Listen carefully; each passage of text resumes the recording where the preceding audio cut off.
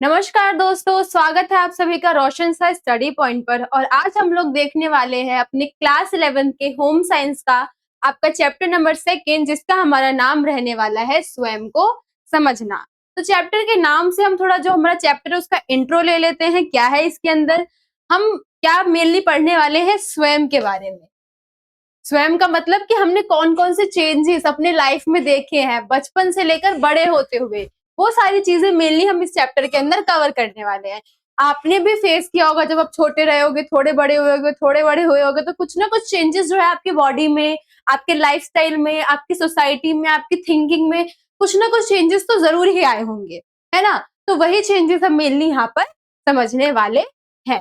तो जैसे कि हम यहाँ पे किसका आंसर समझेंगे, मैं कौन हूँ, स्वयं का विकास एवं विशेषताएं, पहचान, आइडेंटिटी के बारे में हम समझेंगे।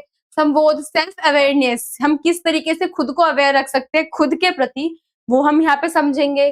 और इसका हम विकास कैसे कर सकते हैं, इन सब चीजों के बारे में समझेंगे। और भी बहुत सारी चीजें, हम फीमेल में किस तरीके के चेंजेस आते हैं, मेल में किस तरीके के चेंजेस आते हैं, और भी बहुत सारी चीजें हम इसके अंदर देखने वाले हैं। तो हम चैप्टर को स्टार्ट करते हैं और देखते हैं हमारा फर्स्ट टॉपिक क्या रहने वाला है, और उसके बाद हम धीरे धीरे चैप्टर को कंटिन्यू करेंगे। फर्स्ट हमारा क्या है यहाँ पर, स्वयं की अनुभूति। हम किस प्रकार से स्वयं मतलब क्या है, खुद, और अनुभूति मतलब हमारी जो जानकारी है, हमें खुद की जानकारी किस प्रकार से मिलती है, हमने कौन सी आइडेंटिटी बना रखी है, या फिर हमारे अंदर क्या और भी ऐसे कौशल है, ऐसे कुछ भी चीजें हैं जो हमें दूसरों से अलग बनाती है ना, उसको हम क्या बोलते हैं, स्वयं की अनुभूति। हम क्या हो रहे हैं, अवेयर हो रहे हैं खुद के प्रति, खुद की जानकारी हमें मिल रही है। ठीक है, फर्स्ट क्या है, स्वयं की अनुभूति का मतलब है कि अपने अंदर के कौशल और योग्यताओं को किस प्रकार दूसरों से भिन्न बनाती है। तो हमारे अंदर जो भी योग्यताएं हैं, आप देखेंगे अपने ही पीयर ग्रुप में, आप देख लीजिए, आपका एक फ्रेंड होगा, मान लीजिए वो कभी क्लास में ध्यान नहीं देता, लेकिन एट द एंड उसके क्या होते हैं, बहुत अच्छे नंबर आ जाते हैं। तो ये क्या है, उसका एक कौशल है कि उसको आप लोगों से थोड़ा सा अलग बनाती है। बिल्कुल अलग नहीं कर देती है, थोड़ा अलग बनाती है। कि हम डेली देखते हैं वो क्लास बंक करता है, क्लास में ध्यान नहीं देता है, मैम पढ़ा रही होती है, पीछे लंच कर रहा होता है या हेड डाउन करके सो रहा होता है, या ऐसे फीमेल्स में भी होती है। लेकिन क्या होता है, बाद में वो अच्छे नंबर लेकर पास हो जाता है। तो उसको क्या कर रही है, एक अलग वो जो है अवेयरनेस, उसकी जो अलग आइडेंटिटी है वो हमें दिखा देती है। ऐसे हमारे में ग्रुप है, मान लीजिए एक और पीयर ग्रुप की हम बात कर लेते हैं, उसमें सारे बच्चे मोस्टली 6, 7, 8 के बच्चे हैं, बहुत ज्यादा शाय है।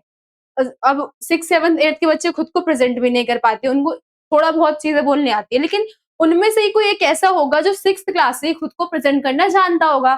अगर हम उसको तुरंत ही कोई टॉपिक दे दे, वो उसी टाइम कुछ ना कुछ बात बना के हमें बता देगा। तो वो क्या है, उसका एक कौशल है, उसकी योग्यताएं है, जो कि क्या कर रही है, उसको और बच्चों से थोड़ा अलग बना रही है।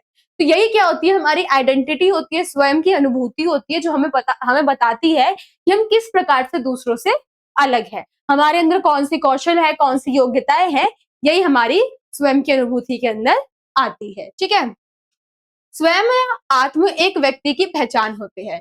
स्वयं या फिर आत्म, दोनों ही क्या है, एक दूसरे से इंटरलेट करते हैं। स्वयं का मतलब भी हम ही होते हैं, स्वयं मतलब मेरा, मैं बोलूंगी मुझे ये चीज पसंद है, तो इसके लिए भी क्या है, मैं स्वयं का ही यूज करूंगी कि मुझे ये चीज पसंद है। और आत्म के लिए भी मैं यही यूज करूंगी कि आत्म भी मेरा ही बोध मुझे कराएगा। ठीक है, स्वयं भी मेरा ही बोध मुझे कराता है और आत्म भी मेरा ही बोध मुझे कराता है, जैसे कि ये आपको भी करवाता होगा। दोनों चीज क्या है, आपस में जुड़ी हुई है। और ये किससे रिलेटेड है, स्वयं की अनुभूति से रिलेटेड है। वास्तव में हम स्वयं के लिए जो विचार रखते हैं वही स्वयं की धारणा होती है। अब आएगा कि स्वयं की धारणा क्या होती है, इसकी स्वयं की। तो स्वयं की कौन सी धारणा होती है, जो हम अपने बारे में पॉजिटिव, नेगेटिव या मिक्सचर जो हम रखते हैं धारणाएं, वो कभी मुझे लगता है कि मैं बहुत अच्छा करती हूँ, कभी ऐसा लगता है अरे यार क्या ही कर दिया मैंने। तो ये क्या है, मेरे अंदर नेगेटिव और पॉजिटिव दोनों पॉइंट है। कुछ होते हैं जिनको ऐसा लगता है कि हाँ मैं ही सही हूँ, मैं ही अच्छा करती हूँ, तो वो पॉजिटिव भी होता है, लेकिन वो भी एक नेगेटिव ही होता है। क्योंकि अगर हम ओवर एक्साइटमेंट में कुछ और चीजें भी करने लग जाते हैं जो कि सही नहीं होती, हमें लगता है सही है, लेकिन हमारी सोसाइटी के लिए, हमारे आसपास के लोगों को वो सही नहीं लगती है, तो वो भी क्या है, एक नेगेटिव वे में चली जाती है। और स्वयं की धारणा अगर ज्यादा नेगेटिव हो, तो वो भी क्या है, वो बहुत गलत है, क्योंकि हम क्या है हर टाइम यही सोचते रहेंगे कि यार नहीं मैं ये नहीं कर सकती, मैं इस चीज में अच्छी नहीं हूँ, मुझे ये करना पसंद नहीं है, मैं यहाँ जाऊंगी तो काम खराब हो जाएगा। तो ये जो सोचिए ये भी क्या है एक नेगेटिव वे में चली जाती है, और ये क्या हो जाती है नेगेटिव धारणा, नेगेटिव विचार जो है वो बन जाती है। तो हमें क्या करना है एक संतुलन बना के रखना है, जहां पर हम देख रहे हैं कि हमारे आसपास का माहौल कैसा है, हमारे आसपास के लोग कैसे, उनके विचार कैसे है, और उसके बाद हम किस प्रकार से खुद को प्रेजेंट कर रहे हैं। अगर हमारे अंदर ये कौशल है तो हम क्या करेंगे स्वयं के प्रति धारणा, जो पॉजिटिव धारणा है उसको ही बनाएंगे, क्योंकि हमें पता है कि किस सिचुएशन में कैसा रिएक्ट हमें करना है। ठीक है, तो ये कुछ स्वयं की अनुभूतियों के तथ्य थे, आई होप आपको समझ में आ गया होगा।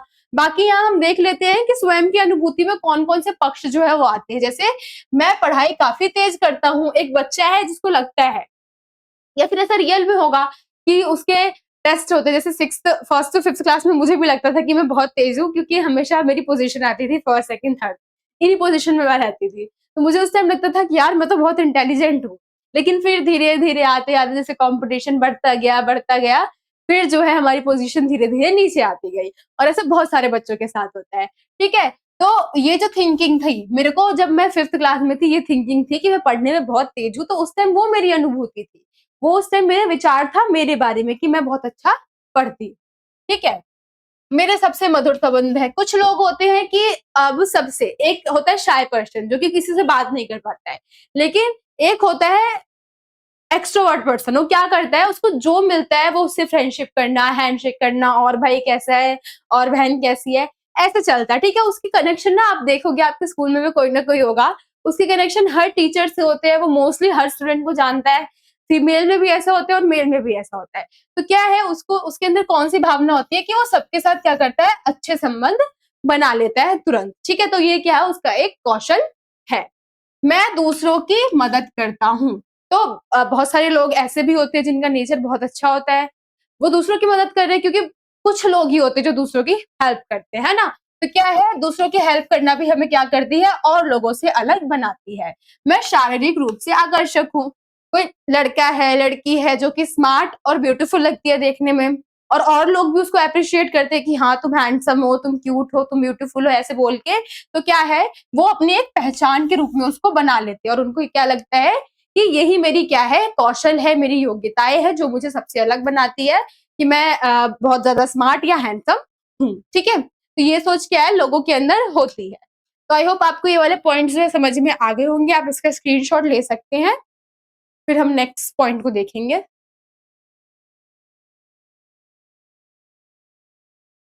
ठीक है, नेक्स्ट क्या है, यहाँ व्यक्तिगत आयाम, यहाँ मौ आएगा। ठीक है, व्यक्तिगत आयाम और सामाजिक आयाम, हम इसको समझ लेते हैं। व्यक्तिगत आयाम और सामाजिक आयाम क्या होता है। तो व्यक्तिगत क्या है, व्यक्तिगत किसी एक व्यक्ति से रिलेटेड है ना। तो यहाँ पे क्या होगा, किसी स्पेसिफिक व्यक्ति की बात की जा रही होगी। वही हम सामाजिक आयाम की बात कर ले तो यहाँ पे सोसाइटी, समाज, समाज किसी एक व्यक्ति से नहीं बनता है।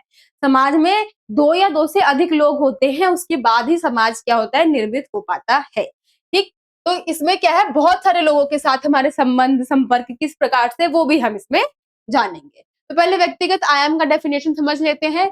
व्यक्तिगत आयाम के पहलू जो केवल व्यक्ति से संबंधित होते हैं। ठीक है, तो व्यक्तिगत आयाम में क्या होता है, वो सारी चीजें आती है जो सिर्फ एक व्यक्ति से संबंधित होती है, जैसे उसकी योग्यता है, उसका कौशल, उसके स्वयं के बारे में विचार, स्वयं की अनुभूति, ये क्या है, किसी एक व्यक्ति से रिलेटेड है। वो यहाँ पे क्या है, स्वयं की भावना, स्वयं की धारणा हमारे के सामने आ रही है कि वो अपने बारे में क्या सोचता है, उसके अपने कौशल क्या है, उसकी अपनी योग्यताएं क्या है। तो ये हम क्या कर रहे हैं, स्वयं के बारे में बात कर रहे हैं। ठीक है, लेकिन क्या है, सामाजिक आयाम से क्या तात्पर्य है, व्यक्ति जब किसी और व्यक्ति के साथ संपर्क बनाता है, अपनी बातों को एक दूसरे से साझा करता है। अब यहाँ क्या है, स्वयं क्या कर रहा है, अन्य लोगों के साथ संपर्क स्थापित कर रहा है। ठीक है, जब दूसरे व्यक्तियों के साथ वो संपर्क स्थापित कर रहा है, तो किस तरीके से उसने वहां पे खुद को प्रेजेंट कर रखा है, किस तरीके से वो बता रहा है लोगों को, अपनी क्वालिटी दिखा रहा है, या फिर लोगों का क्या है, उसके प्रति नेचर कैसा है, व्यवहार कैसा है, वो क्या करेगा, जो उसकी स्वयं की धारणा होगी उस पर बहुत ज्यादा डिपेंड करेगा। अगर कोई व्यक्ति पहले ही सोच रहा है कि नहीं मैं बाहर जाऊंगा तो लोग देखेंगे, मुझे कमेंट करेंगे, मुझे अच्छा नहीं लगेगा, तो वो खुद को हमेशा लो फील करेगा और दूसरों को भी यही लगेगा कि वो कितना लो है, शाय सा है और उससे बात नहीं करेंगे। लेकिन हम यहाँ पे क्या करेंगे, कॉन्फिडेंस रखेंगे, स्वयं के बारे में अच्छी बातें, विचार जो है बना के रखेंगे, तो दूसरों के साथ संबंध, जो समाज के लोग हैं उनके साथ भी संबंध क्या है, हमारा अच्छा होगा। तो ये हमारे सामाजिक आयाम के अंतर्गत आता है। सामाजिक आयाम को भी मजबूत बनाने के लिए व्यक्तिगत आयाम का मजबूत होना बहुत ज्यादा आवश्यक है। ठीक है, अब कुछ व्यक्तिगत आयाम के हम और पहलू जो है वो पढ़ लेते हैं। व्यक्तिगत आयाम में क्या क्या आते हैं? व्यक्तिगत मतलब यहाँ किसकी बात हो रही है? स्वयं, किसी एक स्पेसिफिक व्यक्ति की बात हो रही है। ठीक है, हम क्या कर रहे हैं यहाँ पर? एक व्यक्ति की बात कर रहे हैं। शारीरिक आयाम, अब कोई व्यक्ति है वो खुद को तो देखेगा ना कि शारीरिक रूप से वो कैसा है, सही है या नहीं है, उसके अंदर किस प्रकार के शारीरिक गुण है, क्षमताएं हैं, कौशल है, ये क्या है, हमारे शारीरिक आयाम के अंदर आती है। और ये एक व्यक्ति पे भी डिपेंड करती है, हमारे अंदर कितना शारीरिक कौशल है, हम कितना मेहनत जो है वो कर सकते हैं, कितना शारीरिक कार्य जो है वो कर सकते हैं। तो ये हमारी क्या है, स्वयं की धारणा होती है। जैसे कि मैं घर के काम कर लूंगी, लेकिन अगर कोई मुझे बोलेगा कि जा बाहर से 5 किलो चावल या 5 किलो आटा उठा के लेकर आ जा, तो वो मेरे से नहीं हो पाएगा, है ना। तो क्या है, यहाँ पे कहीं ना कहीं जो शारीरिक आयाम है थोड़ा सा कमजोर हो गया है। क्या है, देख लेते हैं। व्यक्ति के शारीरिक गुण, क्षमता और कौशल उसके शारीरिक आयाम का निर्माण करती है। तो व्यक्ति के अंदर कैसे शारीरिक गुण है, वो एक्टिव है या नहीं है, उसका कौशल कैसा है, जैसे कौशल में क्या क्या आ जाएगा शारीरिक रूप से, कि कितनी जल्दी कार्य कर लेता है, क्या क्या कार्य कर लेता है, भार उठा पाता है या नहीं उठा पाता। तो ये सारे क्या है, हमारे शारीरिक कौशल आयाम के अंदर आ जाएंगे। ठीक है, भावनात्मक आयाम, अब ये किससे, हमारे इमोशंस से जुड़े हुए हैं। ठीक है, इमोशंस से हमारे जुड़े हुए है, भावनाओं से जुड़े हुए हैं। तो किसी भी व्यक्ति के अंदर ये वाले आयाम तो होने ही चाहिए, वरना व्यक्ति तो रहेगा, इंसान तो रह ही नहीं पाएगा अगर उसके अंदर प्रेम, क्रोध, घृणा जैसे भावनाएं जो है वो उत्पन्न नहीं होगी तो। ठीक है, तो भावनात्मक आयाम में यही देखा जाता है कि एक जो संपूर्ण व्यक्ति है उसके अंदर इस प्रकार की भावनाएं होनी चाहिए कि वो किसी से प्रेम करे, ईर्ष्या करे, या फिर सहयोग की भावना रखे। इस तरीके की भावनाएं क्या है, उत्पन्न होनी चाहिए। प्रेम, ईर्ष्या, क्रोध और घृणा विभिन्न प्रकार की मानवीय भावनाओं का उदाहरण है। भावनात्मक आयाम किसी व्यक्ति के आंतरिक या बाहरी परिवर्तन के कारण जो भावनाएं उभरती है उसे ही हम भावनात्मक आयाम कहते हैं। तो भावनात्मक आयाम क्या है, किसी व्यक्ति का आंतरिक या फिर बाहरी जो भी एक्टिविटी हो रही है उसकी वजह से हमें भावनात्मक जो परिवर्तन है, आयाम जो है वो देखने को मिलता है। अब अंदर ही मैं खुद के मतलब खुद में ही सोच रही हूँ, किसी से मान लो मेरा लड़ाई हो गई है, घर में आके बैठी हूँ, अरे यार मुझे ऐसे बोलना चाहिए था, मुझे मारना चाहिए था, मुझे पुलिस को बुला लेना चाहिए था, ऐसे करते करते क्या है, उसके लिए मैं मन ही मन में एकदम क्रोध और घृणा की भावना लेकर आ जाऊंगी। ठीक है, अब क्या हो गया कि क्लास के फ्रेंड्स ही आपस में लड़ाई झगड़ा हो गया है। अब वहां पे क्या है, मैं बोल रही हूँ, अब वो क्या है, क्योंकि बहुत सारे लोग हैं, वो मैं अकेले में कर रही थी, लड़ाई हो गई, मैं आ गई थी, वो अकेले में कर रही थी। अब 4 लोगों के बीच में जो मैं एक्सप्रेशन दे रही हूँ, जो भाव उत्पन्न कर रही हूँ, वो क्या हो गया है, हमारा बाहरी आयाम हो गया, बाहरी भावनात्मक आयाम हो गया है। वहां मैं फ्रेंड को डांट भी रही हूँ, उसकी सुन भी रही हूँ, उसको समझा भी रही हूँ, बता भी रही हूँ। तो ये क्या है, हमारा भावनात्मक रूप में बाहरी आयाम हो जाएगा। और जो पहले था, मैं अकेले में उसके प्रति घृणा कर रही थी, तो वो मेरा आंतरिक भावनात्मक आयाम होगा।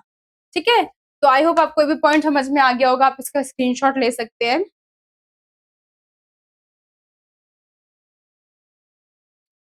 नेक्स्ट देख लेते हैं अब हम आयाम क्या है, मानसिक, आत्म और आध्यात्मिक आयाम अब यहाँ पढ़ने वाले हैं हम। तो फर्स्ट क्या है, मानसिक आयाम। मानसिक हमारा किससे होता है, हमारे मन से, हमारी इच्छा शक्ति से जुड़ा हुआ होता है, कि हमारे मन में किस प्रकार से हमारा कंट्रोल है, हम किस प्रकार से अपने आप को कंट्रोल करके रख सकते हैं किसी भी बुरे से बुरे सिचुएशन में, वो हमारा मानसिक आयाम के अंतर्गत आता है। किसी व्यक्ति की इच्छा शक्ति मानसिक आयाम का तत्व है, उसकी बुद्धि और विचारों और धारणाओं के बारे में ज्ञान। एक व्यक्ति का बुद्धि किस प्रकार से कार्य कर रही है किसी भी मुश्किल भरी सिचुएशन में, या फिर किसी ऐसी सिचुएशन में जहां उसको लग रहा है कि नहीं यार मैं यहाँ से नहीं निकल सकता हूँ, तो वहां पे वो अपनी बुद्धि का प्रयोग कैसे कर रहा है, या फिर क्या है, अपने विचारों और धारणाओं के बारे में वो किस प्रकार से। अब देखो, एक हम ये वाला सोचते हैं कि first impression is last impression, ऐसा हमने धारणा बना रखी है। ठीक है, लेकिन कई बार ये भी हो सकता है कि आपने पहली बार में जिस व्यक्ति को आंका हो, वो आपने कुछ और रूप देखा हो और रियलिटी में वो कुछ और हो, है ना। तो ये भी हो सकता है। तो ये जो धारणाएं होती है वो किससे, हमारी मानसिकता से जुड़ी हुई होती है। ठीक, कि हम किस प्रकार से किसी सिचुएशन में रिएक्ट कर रहे हैं, हमारी धारणाएं लोगों के प्रति क्या है, अच्छी है, बुरी है, हम किस प्रकार के विचार रखते हैं, लोगों के लिए अच्छे रखते हैं, बुरे रखते हैं, तो ये हमारे किस में आते हैं, मानसिक आयाम में आते हैं। नेक्स्ट है आत्म की समझ। एक मिनट, उससे पहले हम समझ लेते हैं आध्यात्मिक आयाम। ये अलग टॉपिक है, ठीक है, आत्म की समझ। आध्यात्मिक आयाम को हम समझ लेते हैं। तो अध्यात्म का मतलब क्या होता है, हम जो ईश्वर से जुड़े हुए होते हैं या अपने अंदर की जो शक्तियां होती है हमारे अंदर, उनसे हम किस प्रकार से कनेक्टेड होते हैं, ये उसकी बात की जा रही है। आध्यात्मिक आयाम से तात्पर्य किसी व्यक्ति की अंदरूनी इच्छा शक्ति एवं ऊर्जा से होती है। तो किसी व्यक्ति के भीतर किस प्रकार की मतलब हम क्या कर सकते हैं आध्यात्मिक में, कि हम स्वयं के प्रति किस प्रकार से इच्छा शक्ति रखते हैं, कितनी ऊर्जा है हमारे भीतर किसी कार्य को करने के लिए, हमारा मन शांत है या नहीं, अशांत है तो किस लिए है, हम किस प्रकार से अपने मन को शांत कर सकते हैं, हम किस प्रकार से सबको प्यार की भावना से देख सकते हैं। तो ये हमारा किसके अंदर आता है, हमारे आध्यात्मिक आयाम के अंतर्गत आता है। तो ये आपके क्या थे, हमारे व्यक्तिगत आयाम के कुछ पहलू थे, जो कि पहले हमने पढ़ा, शारीरिक, भावनात्मक, फिर मानसिक और फिर आध्यात्मिक। ठीक है, तो आई होप आपको समझ में आ गया होगा। आपका नेक्स्ट पॉइंट यही दे रखा है, क्या है, आत्म की समझ। आत्म मतलब क्या बताया था मैंने, स्वयं। ये भी क्या है, स्वयं का ही एक तत्व है, एक पार्ट है, ठीक है, जहां पर हम क्या कर रहे हैं, खुद को समझ रहे हैं, आत्म को समझ रहे हैं, अपने बारे में समझ रहे हैं। ठीक है, तो क्या है, आत्म एक ऐसा भाव है जिससे व्यक्ति स्वयं विकसित करता है। जन्म के पश्चात 18 महीने की आयु तक शिशु स्वयं की पहचान करने लगता है। तो आत्म क्या है, स्वयं की पहचान है, कि हम किस प्रकार से स्वयं को पहचान रहे हैं। जैसे मैं अपना रिफ्लेक्शन देख रही हूँ शीशे में, मैंने कभी खुद को सामने से तो नहीं देखा है, मैं शीशे में ही देखती हूँ, है ना। तो हमने क्या किया, अपना एक रूप रंग जो है उसको बना लिया, अपने आत्म को हमने देख लिया है, तो वही हमारी क्या होती है, आत्म होती है। और 18 महीने का बच्चा क्या होता है, धीरे धीरे स्वयं आत्म की पहचान जो है वो विकसित करने लग जाता है। ठीक है, हम उसको शीशा दिखाते हैं तो वो उस शीशे के साथ खेलता है, वो उसको समझ में आता है कि सामने भी कोई बच्चा है, और इस तरीके से क्या करता है, वो गेम वेम खेलना, किस करना, शीशे को, ये सब स्टार्ट करना चालू कर देता है। ठीक है, नेक्स्ट क्या है, स्वयं को समझने के महत्व। अब जब हम खुद को समझेंगे तो उसके क्या क्या महत्व है, उसके क्या क्या पॉइंटर्स है, वो हम यहाँ पे जान लेते हैं। क्या है, यदि हम स्वयं को समझने लगे तो हम हमारी विशेषताएं जो कि हमें दूसरों से भिन्न बनाती है, उन्हें समझ पाएंगे, साथ ही अपने कौशलों का अनुभव कर पाएंगे। तो यहाँ क्या बात की जा रही है, स्वयं की समझ तो आपको, अब हम चैप्टर पढ़ रहे हैं तो स्टार्टिंग में ही हमने थोड़ा बहुत तो इंट्रो देख लिया था, कि स्वयं से क्या होता है, हम अपने कौशलों को, अपने योग्यताओं को, अपनी पहचान को बनाते हैं, है ना। तो वही है कि स्वयं की समझ के महत्व में आ जाएगा तो आप लिख सकते हो आराम से। इससे क्या होता है, हम अपने कौशल को जानते हैं, अपनी समझ को जानते हैं, अपनी योग्यताओं को जानते हैं, किस प्रकार से हम दूसरे व्यक्ति से भिन्न हैं, हमें ये पता चलता है। और हमारे शारीरिक आयाम क्या है, भावनात्मक आयाम क्या है, हमारे मानसिक आयाम क्या है, आध्यात्मिक आयाम क्या है, ये भी हमें स्वयं की जानकारी से ही पता चलता है। तो इस तरीके से हम बोल सकते हैं कि स्वयं की अनुभूति या स्वयं की जानकारी बहुत ज्यादा महत्वपूर्ण है है ना। तो ये अगर आ जाएगा तो आई होप आप कर लेंगे, क्योंकि पूरा चैप्टर स्वयं के ऊपर ही है, तो एक ना एक क्वेश्चन तो आपको इसमें से देखने को जरूर मिलेगा। आई होप आपको ये पॉइंट जो है समझ में आ गए होंगे, आप इसका स्क्रीनशॉट ले सकते हैं, फिर हम नेक्स्ट पॉइंट जो है वो देखेंगे। ठीक है, अब क्या है, स्वयं की संकल्पना। स्वयं की संकल्पना का मतलब ही यही है कि हमने अपने बारे में क्या सोच रखा है। संकल्पना का मतलब क्या होता है, संकल्प, एक तरीके से संकल्पना को हटा के हम संकल्प कर लेते हैं। संकल्प का मतलब क्या है, सॉरी, संकल्पना ही ठीक है। संकल्प का मतलब तो वो होता है वचन देने वाला, है ना, कि हमारी खुद के प्रति क्या सोच है वो हम इसमें लेके चल सकते हैं संकल्पना के अंदर। स्वयं संकल्पना तात्पर्य उन अनुभूतियों और विचारों से है जो स्वयं किसी व्यक्ति को दर्शाती या बताती है। तो वही है कि हमने अपने बारे में किस तरीके से एक सोसाइटी में अपना माहौल क्रिएट कर रखा है, कि क्या है, एक मिनट, विचारों से हमें जो स्वयं को किसी व्यक्ति को दर्शाती है, बताती है। तो हमारे अंदर ही जो भी हमारे अंदर गुण है, कौशल है, योग्यताएं हैं, जो कि हमें दूसरों से भिन्न बनाती है, वो किसके अंदर आती है, स्वयं की संकल्पना के अंतर्गत आती है। ठीक है, हमारी अनुभूतियां, हमने क्या विचार बना रखे हैं अपने बारे में, ठीक है, अनुभूति हो गई है। तात्पर्य का मतलब मैं आपको बता देती हूँ, तात्पर्य का मतलब है मतलब ही होता है, ठीक है। जो हमारे विचार है, जो कि किसी व्यक्ति को दर्शा रही है, वो हमारी स्वयं की संकल्पना है कि किस प्रकार से कोई व्यक्ति दूसरे व्यक्ति से भिन्न है, उसका विचार किस प्रकार से है, ये हमें क्या होता है, स्वयं संकल्पना से पता चलता है। स्वयं संकल्पना और आत्मसम्मान व्यक्ति की पहचान के तत्व है। ये इंपॉर्टेंट है, एमसीक्यू में आपसे पूछ लिया जा सकता है, तो आप इसको इंपॉर्टेंट लिख सकते हैं कि स्वयं और स्वयं की संकल्पना और आत्मसम्मान क्या है, व्यक्ति के किसके तत्व है, पहचान के तत्व है। इन्हीं के द्वारा क्या होता है, व्यक्ति अपना जो एक पहचान है उसको निर्मित कर पाता है और दूसरों के सामने अपनी आइडेंटिटी जो है उसको दिखा पाता है। आप इसका स्क्रीनशॉट ले सकते हैं। ठीक है, नेक्स्ट देख लेते हैं अब हम आत्मसम्मान के बारे में पढ़ने वाले हैं। आत्मसम्मान क्या है, तो हम उस खुद के प्रति कितना पॉजिटिव थिंकिंग रखते हैं, वो हमारा आत्मसम्मान है। ठीक है, आत्मसम्मान पॉजिटिव भी हो सकता है, नेगेटिव भी हो सकता है, सकारात्मक और नकारात्मक। जैसे मैंने आपको स्टार्टिंग में ही एग्जांपल दिया था, एक शाय बच्चा है जो कि क्या कर रहा है, बहुत ज्यादा ही है, उसको मतलब नेगेटिव थिंकिंग है कि मैं बात करूंगी तो कुछ ना कुछ यहाँ पे गलत हो ही जाएगा। तो वो क्या कर रहा है, इस वजह से सबसे पीछे हटा हुआ है, कटा कटा रह रहा है और उनसे बात नहीं कर रहा है। तो ये क्या हो गया, हमारे नकारात्मक में आ जाएगा। वहीं एक दूसरा बच्चा है, इंट्रोवर्ट है, जो बातें कर रहा है, सॉरी एक्सट्रोवर्ट है, जो बातें कर रहा है बहुत ज्यादा, लोगों से क्या कर रहा है, फ्रेंडशिप कर रहा है, उनसे मिलजुल रहा है।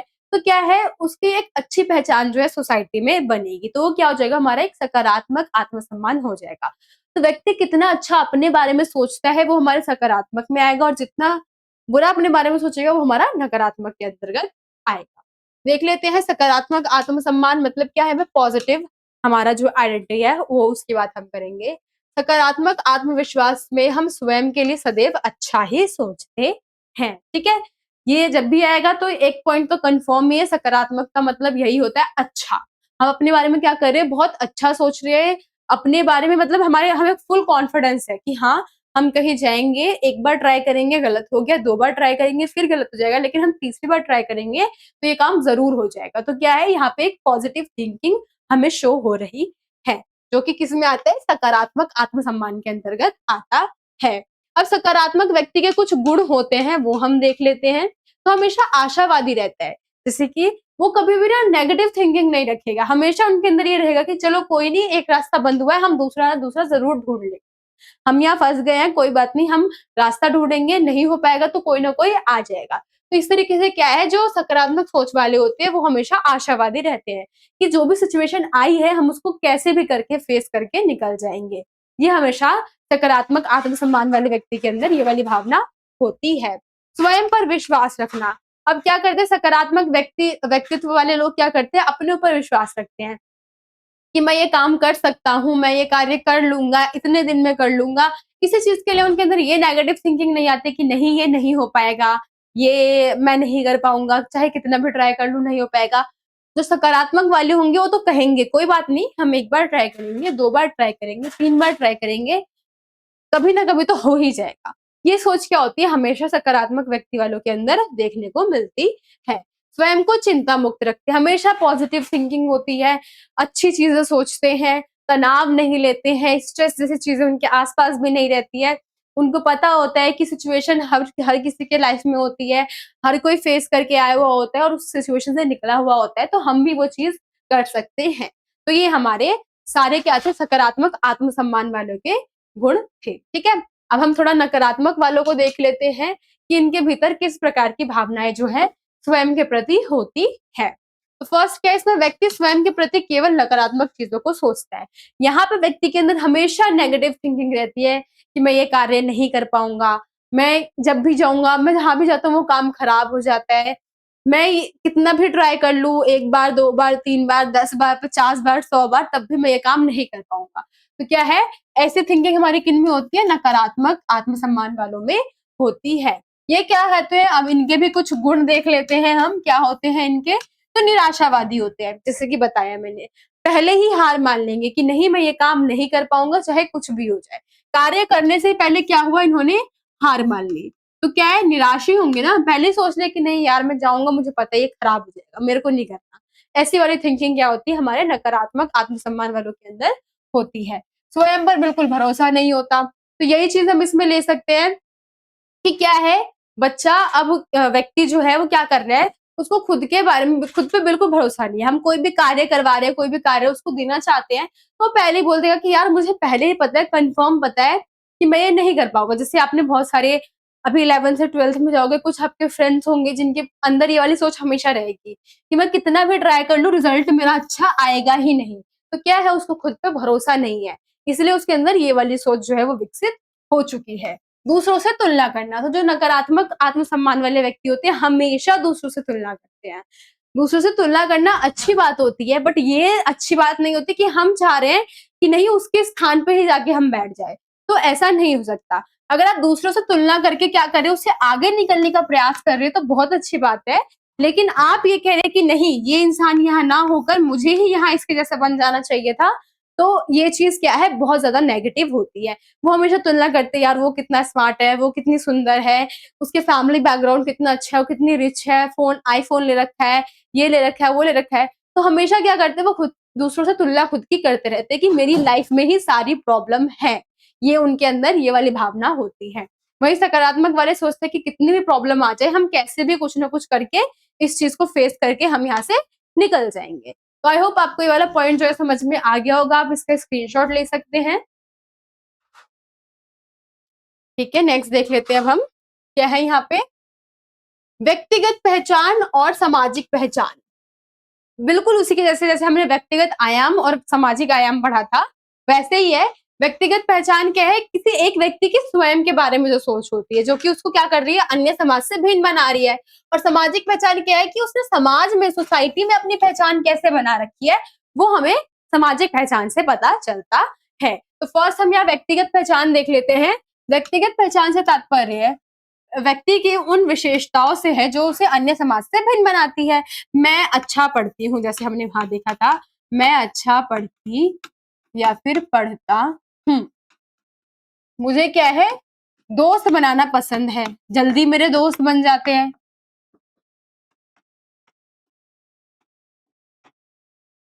तो ये क्या कर रहे हैं, ये जो चीजें हैं, ये हमें एक एक व्यक्ति को अन्य लोगों से अलग बना रही है। उसके अंदर ये धारते हैं कि हाँ, ये चीज बस मेरे पास ही है और ये चीज सिर्फ मैं कर सकता हूँ, और ये मुझे क्या करे, सोसाइटी से अलग बना रही है। तो ये हमारी क्या है, व्यक्तिगत पहचान होती है।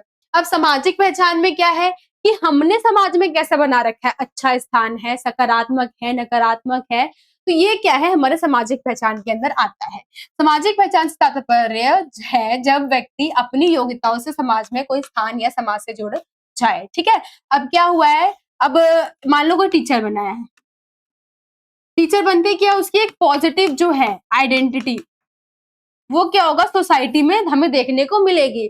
लोग कहेंगे कि इसकी बेटी थी टीचर बन गई, वाह, ऐसे ऐसे तारीफ करेंगे, पढ़ने के लिए जाती थी, यहाँ जाती थी, अपने आप बात होने लग जाएगी। और धीरे धीरे क्या होगा, उसका एक ओहदा जो है वो समाज में बन जाएगा। तो ये किस वजह से हुआ, क्योंकि उसने कुछ अचीव किया, उसकी आइडेंटिटी थी जो उसको अलग बना रही थी।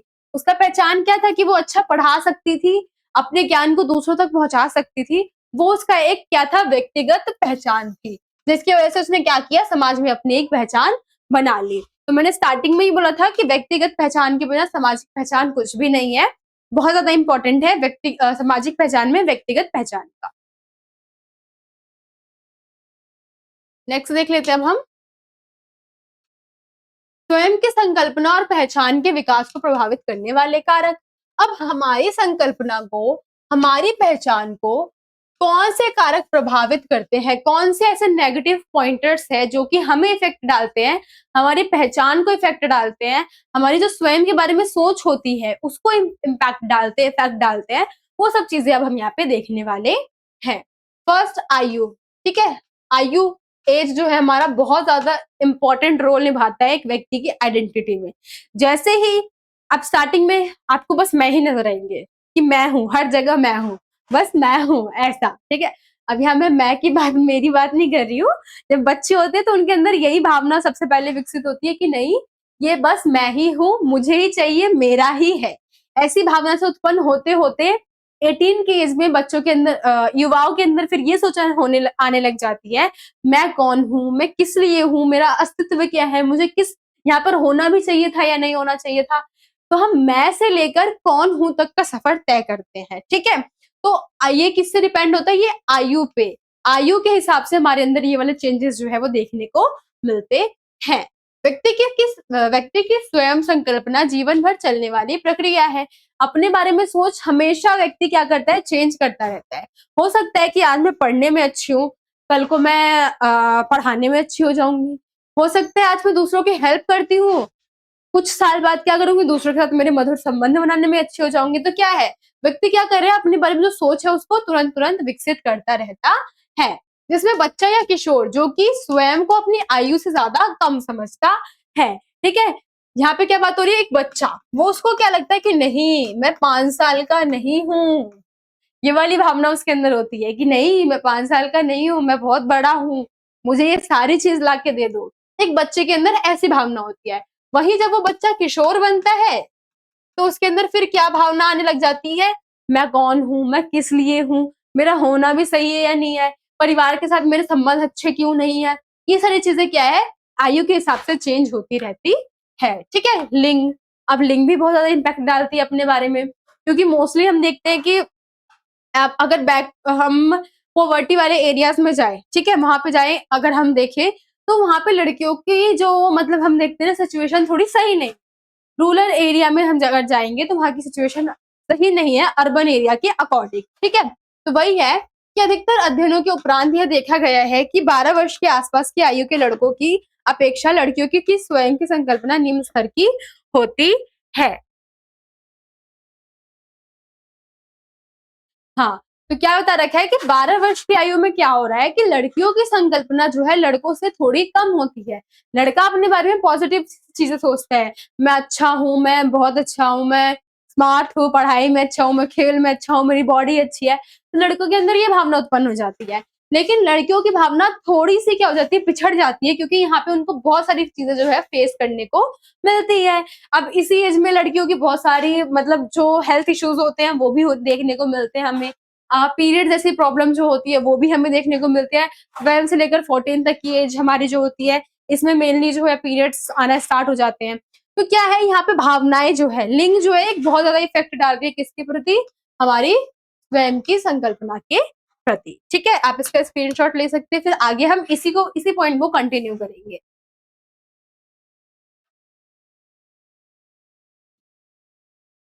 ठीक है, अब और चीजें हम देखने वाले हैं जो कि हमारी स्वयं की संकल्पना, आत्म पहचान को इफेक्ट डाल रही है, जिसमें हमारी संस्कृति भी है, मीडिया भी है, मित्र समूह भी है और शिक्षक या फिर शिक्षा भी है। पहले हम संस्कृति कल्चर की बात कर ले तो क्या है, कल्चर हम देखते हैं हमारे इंडिया में क्या है, डाइवर्सिटी है। यहाँ पे हमें अलग अलग कल्चर के लोग देखने को मिलते हैं, ठीक है। तो इसके अंदर क्या है कि एक कल्चर में किस प्रकार से लोगों की सोच जो है वो विकसित होती है, किस प्रकार से वो अपने बारे में, दूसरों के बारे में, अपनी पहचान के बारे में समझते हैं, वो हम यहाँ पर समझेंगे, ठीक है। हम्म किसी व्यक्ति के लिए उसकी संस्कृति उस पर बहुत बड़ा प्रभाव डालती है। उदाहरण के लिए पश्चिमी सभ्यता वाले लोग अपने बच्चों को पूरी तरीके से छूट देते हैं, जिससे वह आत्मनिर्भर बनते हैं, परंतु एशियाई सभ्यता के लोग अपनी संस्कृति के अनुसार अपने बच्चों को अधिकतर अपने नियंत्रण में ही रखते हैं। तो ये तो हम जानते ही है। आज के टाइम पे कोरियन जो है वो बहुत ज्यादा चल रहे हैं ना, कोरियन ड्रामा हो गया, के पॉप हो गया, आइडल्स हो गया, मैं भी थोड़ा बहुत देखती हूँ, ठीक है। तो क्या है कि हम देखते हैं वहां पे किस तरीके से, जैसे ही ग्रेजुएशन हुआ या फिर यूनिवर्सिटी में गए, जॉब के लिए अप्लाई कर दिया और अपनी फैमिली से अलग होने लग गए, अलग होने रह जाते हैं। या फिर यूनिवर्सिटी में जा रहे हैं और क्या करें, वो अलग से पीजी में रह रहे हैं, तो वो क्या करें, स्टार्टिंग से अपनी फैमिली, जो उनकी फैमिली होती है उनको छूट देती है कि बच्चे को जो पढ़ाई करनी है, जो जॉब करना है, लाइफ पार्टनर चूज करना है, जो भी है वो हमसे अलग रहकर कर सकती है, उसका बस इतना काम है कि वो हमें इन्फॉर्म कर दे। लेकिन हमारी जो एशियाई सभ्यता होती है, यहाँ पे मोस्टली क्या है, हम ज्वाइंट फैमिली में रहते हैं, अलग अलग कोई नहीं रहता। हम क्या कर रहे हैं, एक साथ,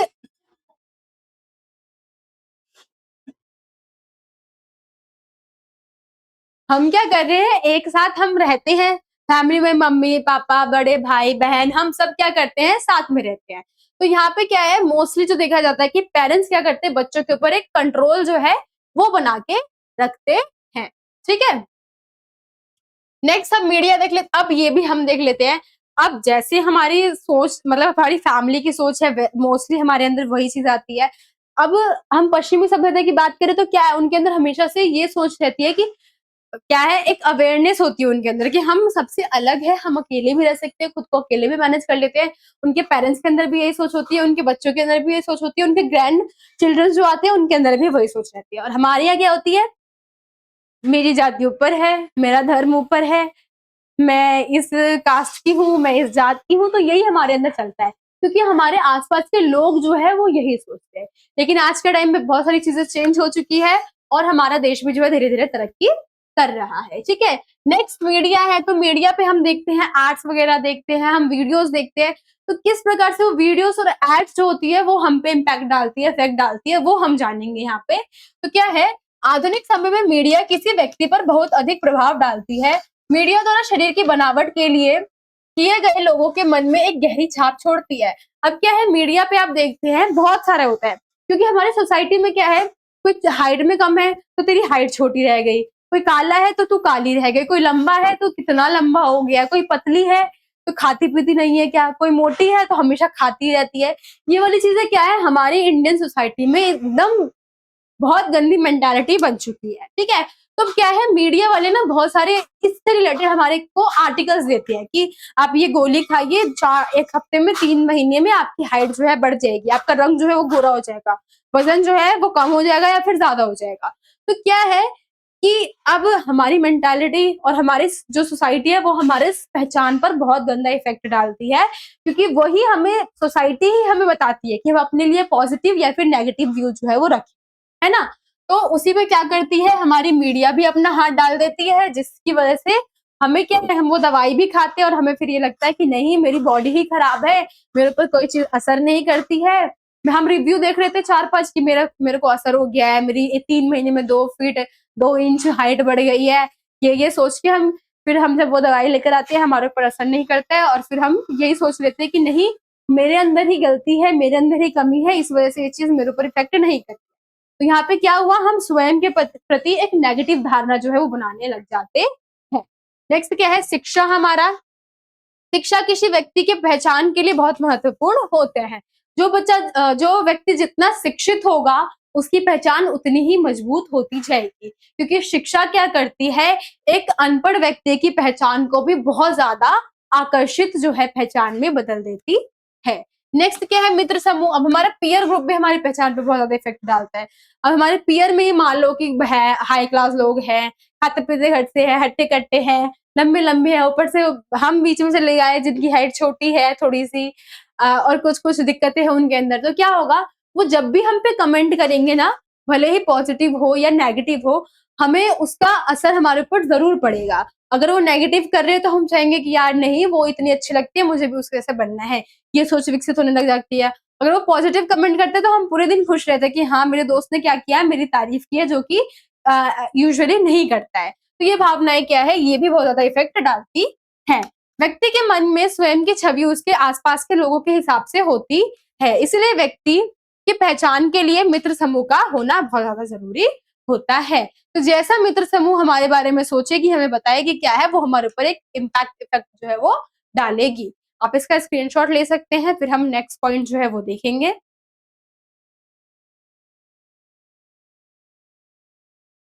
ठीक है, नेक्स्ट देख लेते हैं अब हम कुछ विशेषताएं हमारी शैशवावस्था, मतलब जन्म से 0 वर्ष से लेकर 2 वर्ष की आयु तक।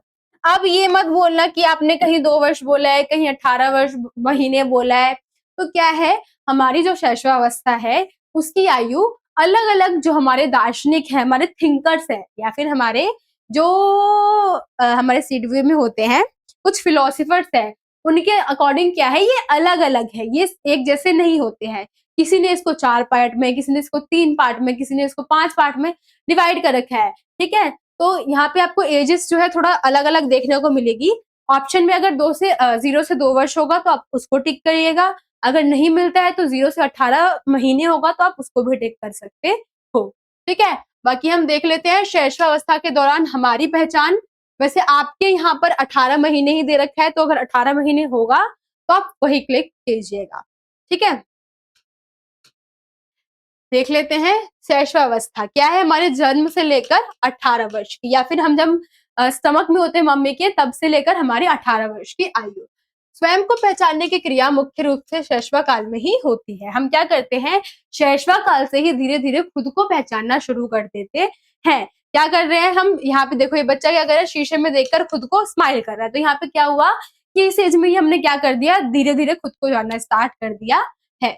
जब बच्चा 18 महीने की आयु तक हो जाता है तो क्या करता है, स्वयं की छवि को पहचानने लगता है। हमने स्टार्टिंग में थोड़ी 1-2 पॉइंट पहले ही हमने पढ़ा है, 1-2 पेज पहले ही हमने पढ़ा है कि क्या है, उस एज में क्या करता है बच्चा, शीशे में खुद को देखता है, किस करता है, उसके साथ खेलता है, एंजॉय करता है, तो ये सारी चीजें करने लग जाता है। दूसरे वर्ष के लगभग दूसरे 6 माही के दौरान व्यक्ति के सर्वनाम का उपयोग करने लगता है, जिससे मैं, मेरा इत्यादि। अब क्या है, अब धीरे धीरे 1-1.5 वर्ष की आयु तक बच्चा क्या करने लग जाता है, मैं, मम्मा, पापा, मेरा, दादी, दादा, ऐसे वर्ड्स जो है वो धीरे धीरे यूज करने लग जाता है। ठीक है, अगर आपके घर में बेबी होगा, नीज, नेफ्यू या फिर कोई भी होगा, तो आप क्या देखोगे ना, तो उसके अंदर इसी प्रकार से जो परिवर्तन है देखने को मिलेंगे। ये परिवर्तन थोड़ा धीरे और थोड़ा जल्दी भी हो सकते हैं, तो इसका मतलब ये नहीं है कि ये कोई बुरा इम्पैक्ट है। ठीक है, शिक्षा इस समय स्वयं से अवगत होते हैं और अपनी तस्वीरों को भी पहचानने लगते हैं। तो क्या है, इस एज में बच्चा क्या करता है, अपनी जो तस्वीर वगैरह होती है उसको भी पहचानने लग जाता है, उसको भी देखकर क्या करता है, स्माइल करता है। इसका मतलब ये नहीं है कि उसके अंदर ये आ गया कि हाँ ये मैं ही हूँ।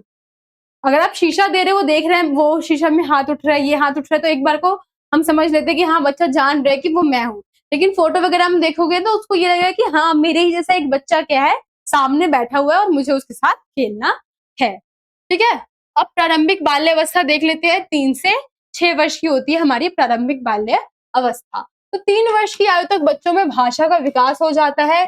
बच्चे स्वयं की विशेषताओं को जानने लगते हैं, जिससे वह किस चीज में अच्छे हैं। तो इस एज तक क्या है, शैशवावस्था में बच्चे मैं, मेरा, मामा, दादी ऐसे वर्ड्स का यूज करता था। ठीक है, लेकिन अब क्या है, यहाँ पर बच्चा अच्छे से बोलने लग जाता है 3 वर्ष की आयु में। कुछ वर्ड्स जो होते हैं जैसे त को ट बोलना, ट को त बोलना, र को ल बोलना, तो ये सारी चीजें कुछ कुछ बच्चों में देखने को मिलती है। नहीं तो मोस्टली क्या है, इस आयु तक बच्चे क्या करते हैं, धीरे धीरे बोलना स्टार्ट कर देते हैं।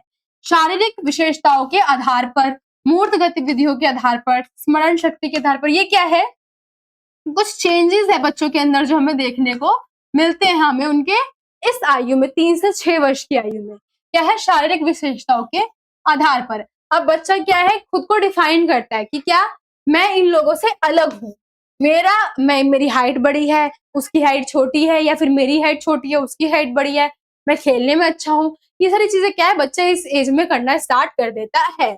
मूर्त गतिविधियों के आधार पर, मूर्त मतलब क्या होता है, जो चीज हम सोच सकते, कल्पना कर सकते हैं, वो हमारी क्या होती है, मूर्त गतिविधियां होती है। ठीक है, तो बच्चा क्या करता है, इस एज में धीरे धीरे कल्पनाशील भी होने लग जाता है। हम उसको बोलेंगे ताजमहल, तो थोड़ा थोड़ा सोचने लग जाएगी ताजमहल किस टाइप का होता है। तो ये सब क्या होता है, बच्चे के अंदर विकसित होने लग जाता है। स्मरण शक्ति के आधार पर बच्चे के अंदर क्या होते हैं, स्मरण शक्ति जो है वो अच्छी हो जाती है। आंतरिक कल्पनाओं के आधार पर बच्चों का क्या है, आंतरिक कल्पनाएं होती है वो भी स्ट्रांग हो जाती है, अपने अलग अलग गुणों को पहचानने में असमर्थ। कुछ चीजें बच्चा अपने बारे में जान लेता है, भाषाई कौशल के बारे में जान लेता है, अपनी शारीरिक विशेषताएं कुछ होती है, उसको क्रिकेट पसंद है, दौड़ना पसंद है, खेलना पसंद है, ये उसको पता चल जाता है। मूर्त गतिविधियां करने लग जाता है, स्मरण शक्ति अच्छी हो जाती है, आंतरिक कल्पनाओं के आधार पर जो सोच है उसकी विकसित होने लग जाती है। लेकिन कुछ गुण उसके और भी रह जाते हैं, जो कि वो धीरे धीरे जब बड़ा होता है उसको पता चलते हैं। ठीक है, आप इसका स्क्रीनशॉट ले सकते हैं, फिर हम नेक्स्ट पॉइंट जो है वो देखेंगे।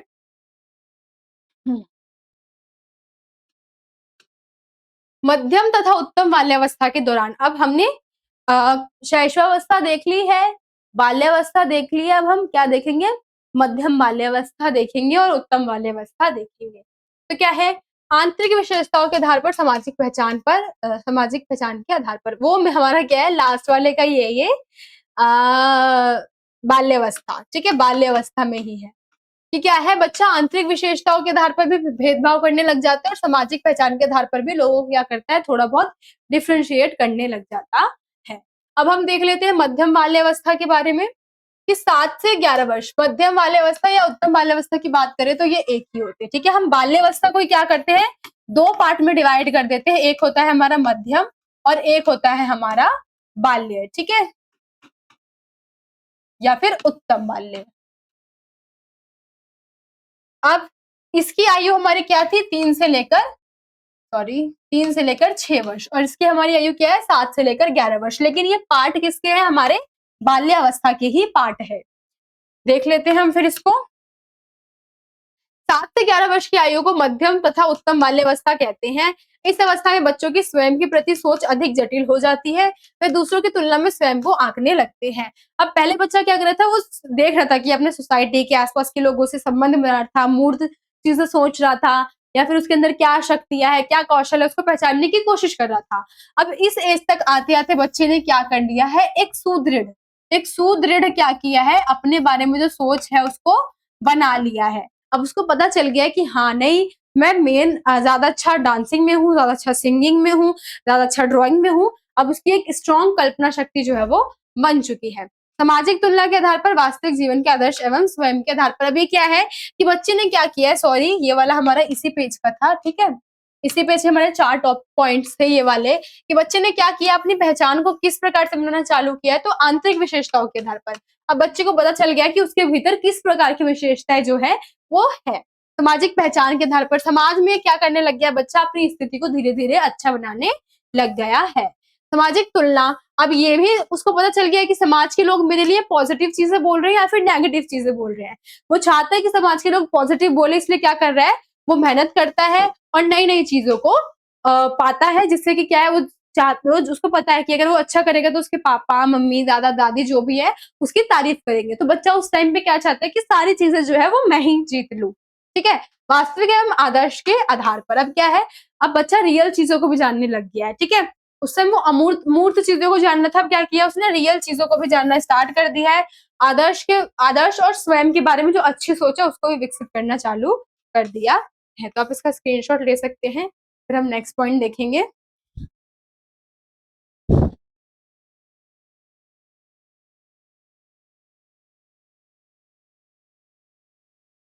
तो क्या है, किशोरावस्था के दौरान स्वयं का विकास। अब यहाँ पे हम क्या देखेंगे कि किशोरावस्था के दौरान किस किस प्रकार के विकास हमें देखने को मिलते हैं, वो हम यहाँ पर कवर करने वाले हैं, ठीक है। हाँ, तो यहाँ हम देख लेते हैं किशोरावस्था के दौरान कौन कौन सी चीजें, कौन कौन से विकास होते हैं स्वयं के बारे में, वो हम समझ लेते हैं। किशोरावस्था कौन सी होती है हमारी, तो वैसे तो वहां पे 17 to 11 लिखा हुआ था, बट मेरे ख्याल से तो 12 या फिर 14 से 18 की जो एज होती है वो हमारी किशोरावस्था होती है, ठीक है। देख लेते हैं, किशोरावस्था में स्वयं की पहचान को खोजना एक महत्वपूर्ण विकास सूचित करता है। अब हम क्या करते हैं, किशोरावस्था की आयु में मेनली हमारा क्या कार्य होता है, तो स्वयं के बारे में ही सोचना होता है। अब वो चीज खत्म हो जाती है, मैं मेरा मेरा ही सब कुछ, मैं ये लूंगा लेकर ही रहूंगा, ये सारी भावनाएं क्या है किशोरावस्था के दौरान धीरे धीरे समाप्त होने लग जाती है। किशोरावस्था में जब किशोरों में यौनारंभ होता है, तब तीव्र शारीरिक और संवेगात्मक विकास के कारण वह अपने आप से ही अपरिचित होकर मन में पूछते हैं कि मैं कौन हूँ। तो जैसे जैसे आप इस एज में आप भी देखते होंगे आपके अंदर धीरे धीरे चेंजेस हुए हैं। जैसे आप 5 साल पहले थे वैसे आप आज नहीं हो, आपके अंदर बहुत सारे चेंजेस हो चुके हैं। सिर्फ फीमेल्स की बात नहीं कर रही हूँ, गर्ल्स की बात नहीं कर रही हूँ, बॉयज में भी बहुत सारे चेंजेस होते हैं इस एज में। तो इस एज की जो ये चीजें होती है, पेन होता है, बॉडी शेप में चेंजेस होती है, हॉर्मोन्स में चेंजेस होते हैं, इंटरनल चेंजेस जो होते हैं वो इफेक्ट डालते हैं एक्सटर्नल पे, फेस वगैरह हो गया, बॉडी शेप हो गया, पेन वगैरह हो गया। तो ये इंटरनल चेंजेस हमारे धीरे धीरे बाहर जो नजर होने आने लग जाते हैं। तो वो वही चीज क्या करती है, हमारे माइंड को एकदम असंतुलित कर देती है, जिसकी वजह से हम नेगेटिव चीजें क्या है अपने बारे में धीरे धीरे सोचना स्टार्ट कर देते हैं। जब किशोर इसी प्रश्न का उत्तर ढूंढते हुए अपने आप की पहचान जानने लगते हैं, तब उनमें कैसा नियंत्रित सॉरी तब उनमें क्या है, एक नियंत्रण हमें देखने को मिलता है कि वह अपनी पहचान का विकास करके अपने जीवन में सफलता पाते हैं। ये क्या है, नियंत्रण होगा। अब क्या है, धीरे धीरे किशोर ने क्या किया है, एक चीज जो है अपने बारे में निकाली है कि मैं ये जान के ही रहूंगा कि मैं कौन हूँ, ऐसा किस लिए हो रहा है, क्यों हो रहा है। और जब हम इस स्टेज से अच्छी तरीके से निकल जाते हैं तो हम क्या करते हैं, अपनी एक नई पहचान जो है वो बनाते हैं, क्योंकि किशोरावस्था के बाद हम बिल्कुल अलग हो जाते हैं, हम हो जाते हैं मैच्योर्ड, परिपक्व हो जाते हैं।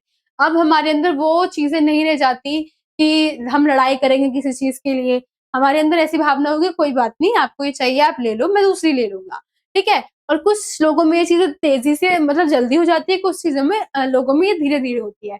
तो ऐसा नहीं है कि जिसमें ये आपको ना दिखे 18-19 साल की उम्र में तो आप उसको पागल घोषित कर, ऐसा नहीं होता है, ठीक है। कभी मेच्योरिटी हो सकता है कि 18 से पहले भी आ जाए, 17, मतलब मोस्टली मैं बता रही हूँ, कम चांसेस है ऐसा, लेकिन हो सकता है कि 17-16 में भी हमारी मेच्योरिटी आ जाए, या फिर 18 के बाद तो हमारी मेच्योरिटी आ ही जाती है, ठीक है। तो आई होप आपको ये भी पॉइंट जो है समझ में आ गया होगा, आप इसका स्क्रीनशॉट ले सकते हैं।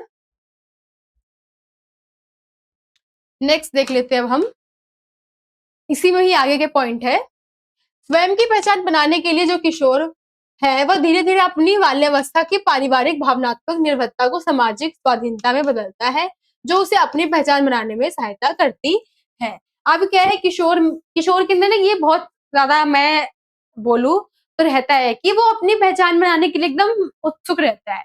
वो फैमिली से ज्यादा बातें करने में इंटरेस्टेड नहीं होता, उसको ऐसा लगता है कि मैं सीक्रेट रखूंगा, अपने पीयर ग्रुप्स के साथ शेयर करूंगा। तो क्या है, अब इस एज में क्या बच्चे को ये लगने लग जाता है या व्यक्ति को ये लगने लग जाता है कि नहीं, मुझे अपनी एक अलग आइडेंटिटी क्या करनी है, सोसाइटी में बनानी है। अब मुझे बस फैमिली तक सीमित ना रह के बाहर निकलना है और सोसाइटी में अपनी एक पहचान बनानी है। तो ये हमारे किस में होता है, किशोरावस्था के टाइम होता है। अब कुछ हम यहाँ पे देख लेते हैं और चेंजेस के बारे में। भारतीय परिवेश में किशोर, विशेषकर लड़कियां, अपने परिवार पर भावनात्मक रूप से अधिक निर्भर होती है, जिसके कारण वह ना तो स्वतंत्रता से कार्य कर पाती है और ना ही अपने से संबंधित निर्णय ले पाती है। तो किशोरावस्था में तो एक ऑलरेडी हमारे अंदर बहुत सारे चेंजेस होते हैं। बॉयज के अंदर, बॉयज का एक फायदा होता है इस एज में कि उनको छूट मिली हुई रहती है, तुम्हें जो करना है कर लो, तुम जिस तरीके से कर सकते हो कर लो, पढ़ाई वगैरह तुम फेल भी हो रहे हो एक दो बार तो तुम्हें चांस मिल जाएगा। बट ऐसा गर्ल्स के टाइम पे नहीं होता है, गर्ल्स के ऊपर बहुत सारे रिस्ट्रिक्शंस होते हैं, उनके ऊपर ना क्या है, फैमिली का कुछ ज्यादा ही नियंत्रण होता है। तो फैमिली किस तरीके से क्या कर रही है उनके ऊपर प्रभाव डालती है, जिस वजह से क्या है, जो गर्ल्स होती है वो स्वयं के प्रति निर्णय नहीं ले पाती है, हमेशा दूसरों पर ही निर्भर रहती है, और फिर कई मायनों में उनकी जो किशोरावस्था होती है, हम बोल सकते हैं वैसे तो फैमिली के अंदर अच्छी ही जाती है, बट जिस तरीके से उनको स्वयं की पहचान बनानी चाहिए थी जिस एज में, वो नहीं बना पाती, वो फैमिली के अंदर ही रह जाती है, ठीक है। आई होप आपको ये भी पॉइंट समझ में आ गया होगा, स्क्रीनशॉट ले सकते हैं, फिर हम नेक्स्ट पॉइंट देखेंगे।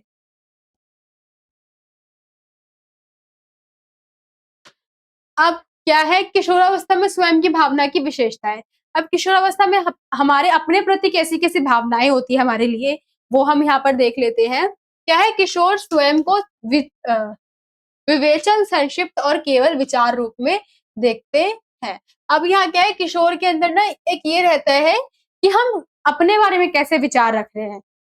मोस्टली किशोरावस्था में यही देखा जाता है कि वो विचारों से ही स्वयं के बारे में पहचान बनाना चालू कर देते हैं। वो ये नहीं देखते कि इससे पहले मेरा नेचर कैसा था, मैंने कार्य कैसा किया, लोगों के साथ मेरे संबंध कैसे थे, अब उसने उसके अंदर कौन कौन से विचार आ रहे हैं, उसने अभी कैसा बिहेव किया अपने आसपास के पीयर ग्रुप्स के साथ या फैमिली के साथ, सोसाइटी के साथ, वो चीजें क्या होती है, किशोर के अंदर चलने लग जाती है। किशोर अपने आंतरिक गुणों पर अधिक बल देता है, अब बाहरी गुण नहीं रह गए हैं। मोस्टली वो क्या कहता है, किशोरावस्था में क्या होता है कि मेरे अंदर, अब मैं अपने अंदर कौन से कौशल विकसित करूंगा, वो हमारे क्या होते हैं, किशोरावस्था के अंदर देखने को मिलते हैं। अब वो बाहरी खत्म हो जाता है कि मैं क्रिकेट अच्छा खेलता हूँ, दौड़ता अच्छा हूँ, ये अच्छा करता हूँ।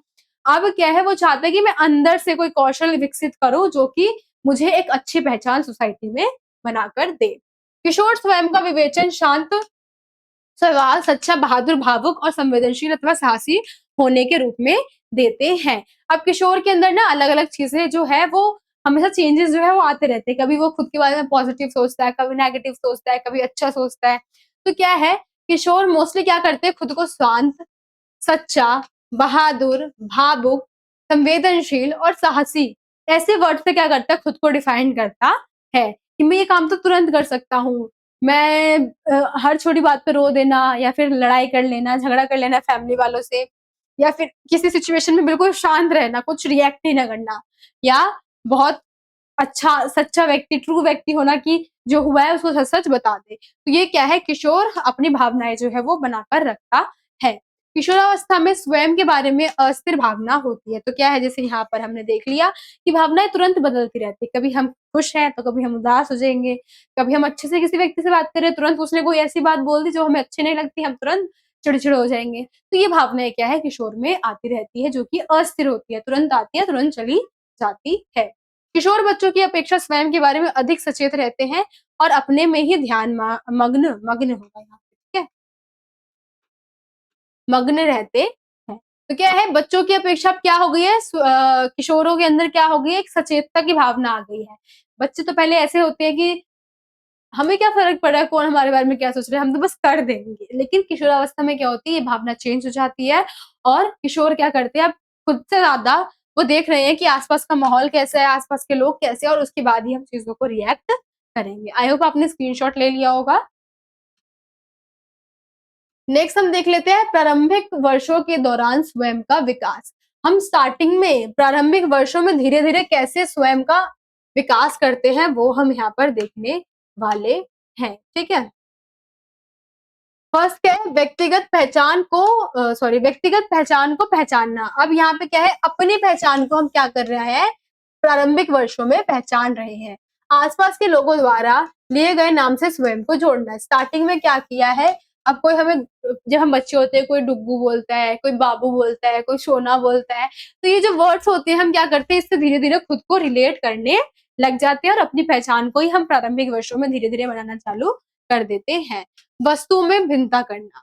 बच्चे वस्तुओं के स्थान में परिवर्तन को समझने लगता है। अब धीरे-धीरे मान लो यहाँ पर कल तक एक बाउल रखा हुआ था, अब उस बाउल को चेंज करके हमने किचन के एक टेबल पे रख दिया, तो बच्चे को पता चल जाएगा। वो पूछेगा कि यहाँ पे कल कुछ था, वो आज कहाँ चला गया?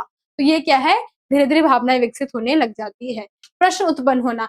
छोटे बच्चों को देखोगे ना, 7 से 8 साल के बच्चों को इतने क्वेश्चन, इतनी क्यूरीज़ होती है उनके अंदर, हर चीज़ के लिए इतने एक्साइटेड रहते हैं, ऐसा क्यों है? किस लिए है? क्या रीज़न है? रेनबो निकलता है तो वो 7 कलर का क्यों होता है? बारिश क्यों होती है? बारिश के पानी को हम कैसे रख सकते हैं?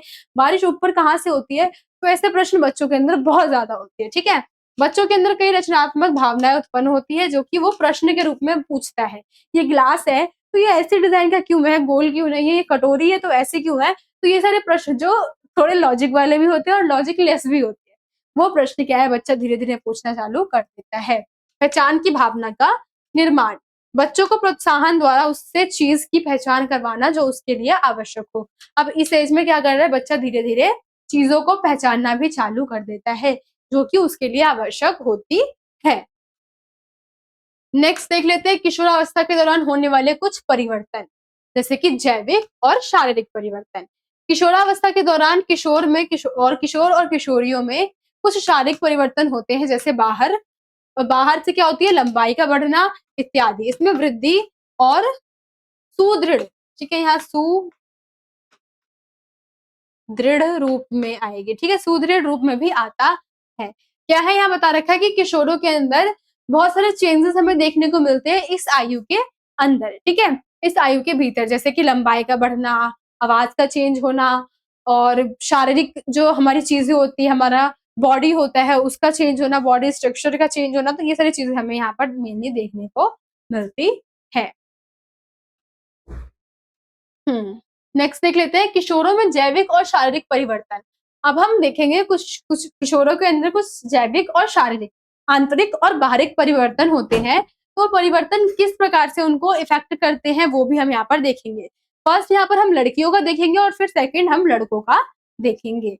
तो लड़कियों में क्या होता है, शारीरिक और जैविक परिवर्तन के अंदर मासिक धर्म आना यौन परिपक्वता का बिंदु है। यह एस्ट्रोजन हार्मोन के स्राव से होता है। तो सबसे पहला चेंजेस क्या होता है किशोरावस्था में लड़कियों के अंदर, तो उनका क्या होता है, मासिक धर्म आना चालू हो जाता है। मासिक धर्म के शुरू होने से पहले बढ़ोतरी तीव्र होती है। तो मासिक धर्म के पहले क्या होता है, लड़कियों की हाइट एकदम से खिंचती है और उसके बाद क्या होता है, हाइट रुक जाती है, ठीक है। शरीर के अंगों के साथ साथ स्तनों का भी विकास होता है। तो जो महिलाएं होती हैं उनके सीने और जो स्तन होते हैं उनका भी विकास क्या होता है, आयु के हिसाब से होने लग जाता है। यौवन अवस्था 11 वर्ष से 13 वर्ष के बीच होती है। तो इस आयु में क्या हो जाता है, उनकी यौवन अवस्था चालू हो जाती है और मासिक धर्म भी मोस्टली इस एज में स्टार्ट हो जाता है। इसके बाद बहुत कम चांसेस होते हैं कि लड़कियों की हाइट बढ़ेगी, इतने में ही खिंच जाती है और फिर उसके बाद धीरे धीरे धीरे धीरे बढ़ती है, जो कि 18-19 साल की उम्र तक बिल्कुल ही रुक जाती है। लड़कियों की आवाज पतली भारी वसूली हो जाती है। अब क्या है, लड़कियों की आवाज में भी चेंजेस होते हैं। किसी लड़कियों की आवाज, किसी की मधुर हो जाती है, किसी की थोड़ी मतलब पतली आवाज हो जाती है, किसी की बहुत ज्यादा डेंजरस कड़क आवाज हो जाती है। तो ये वाले चेंजेस भी हमें क्या है, एक किशोरावस्था में देखने को मिलते हैं। गुप्तांगों पर बाल आने लग जाते हैं। ठीक है, तो अब इसका स्क्रीनशॉट ले सकते हैं।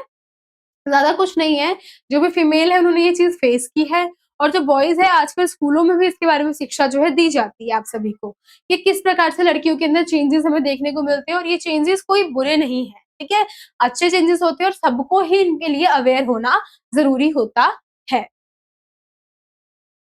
अब हम लड़कों में देख लेते हैं कुछ शारीरिक और जैविक परिवर्तन। तो क्या है, शुक्राणु के बनने और यौन परिपक्वता का बिंदु माना जाता है। यह एस्ट्रोजन हार्मोन के कारण होता है।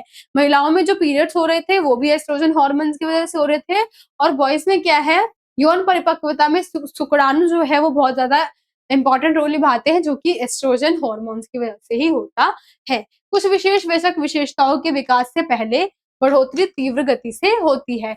कुछ विशेष वयस्क होते हैं जिनके अंदर ये चीजें क्या है, बहुत ज्यादा तेज गति से पहले ही होना आरंभ हो जाती है। जनन इंद्रियों का आकार बढ़ता है, संपूर्ण शारीरिक विकास हो जाता है। तो किशोरावस्था तक क्या हो जाता है, व्यक्ति को एक पूरा शारीरिक विकास हो जाता है। उसकी हाइट कितनी बढ़नी चाहिए थी वो क्या है, किशोरावस्था तक तय हो जाती है। और उनकी किशोरावस्था में आयु जो है मोस्टली 18 से 20 तक क्या है, उनकी आयु जो हाइट जो है वो बढ़ती रहती है। ठीक है, आवाज भारी, वस्फर फटने लगता है, और धीरे धीरे परिपक्वता के साथ स्वर में नियंत्रण आता है। ठीक है, तो एक टाइम पे क्या होता है, आवाज बहुत भारी लगने लग जाती है, और जब हम धीरे धीरे देखते हैं तो कुछ ना कुछ स्वर नियंत्रण के साथ साथ क्या होता है, उनका आवाज एक नॉर्मल वे में फिर स्टार्ट हो जाता है। तो ये सारे चेंजेस क्या है, हमें मेनली बॉयज के अंदर देखने को मिलते हैं। हाइट में परिवर्तन हो जाता है, शारीरिक परिवर्तन हो जाता है। तो ये सारी चीजें आप इसमें लिख सकते हैं। नेक्स्ट और हमारा लास्ट पॉइंट हम देख लेते हैं, यहाँ पे क्या है, किशोरावस्था के दौरान होने वाले परिवर्तन। और कौन कौन से परिवर्तन होते हैं, तो भावनात्मक परिवर्तन, ये क्या है, आप इनको इंपॉर्टेंट में लिख सकते हो। ये भले ही 3 पॉइंट है बट ये बहुत ज्यादा इंपॉर्टेंट है।